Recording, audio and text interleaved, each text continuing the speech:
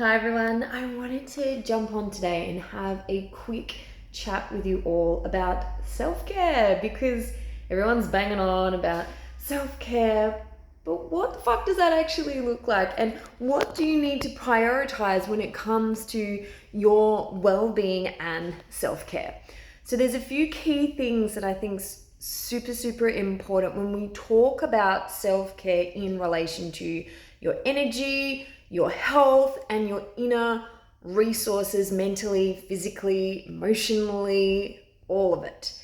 Because self-care isn't about spa days. I mean, it can be, but as a general rule, those are what we call indulgences as opposed to self-care. Self-care is all about looking after your health needs to ensure that you are at your best. You can be most present with those in your life in a professional capacity and in your personal life, but also you feel the most authentic. You feel the most you because you're filling your cup.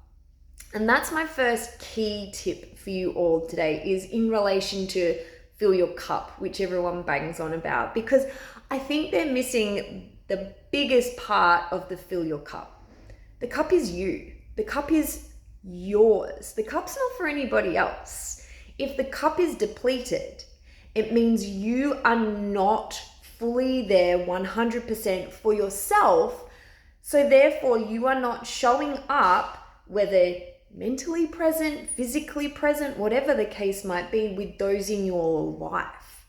So the cup is for you, and we want to make sure that the cup is full so that it spills over into the saucer. And the saucer is for everyone else, family, friends, work, whatever the case might be.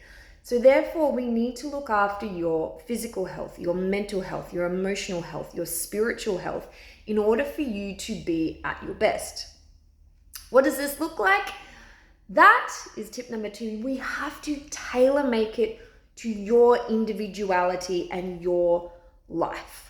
So stuff that I do, as an example, I have chiropractic care, I have acupuncture, I do gym, I do horse riding, I do meditation, I do hypnotherapy and timeline therapy, I do saunas, I do cold therapy, I do breath work. Like, there's lots and lots of tools and techniques and professionals that I see to make sure my cup is really full, therefore spills over, and I can look after the people in my life personally and professionally. But that works for me. What we need to do is tailor make it so that it works for you.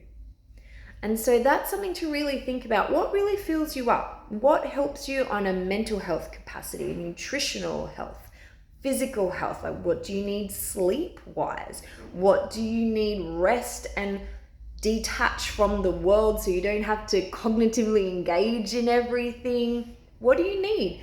Start looking at it, breaking down the different areas of your life. It can be really helpful. And that final piece is circling back to self-care is not selfish. This is an important piece because I especially hear women say this because we're so attuned to caring for everybody else's needs before we can look after our own. But that paradigm is old. It's outdated. It doesn't work. That creates burnout and a bunch of other stuff too, but let's save that for another day. So I want you to reframe it.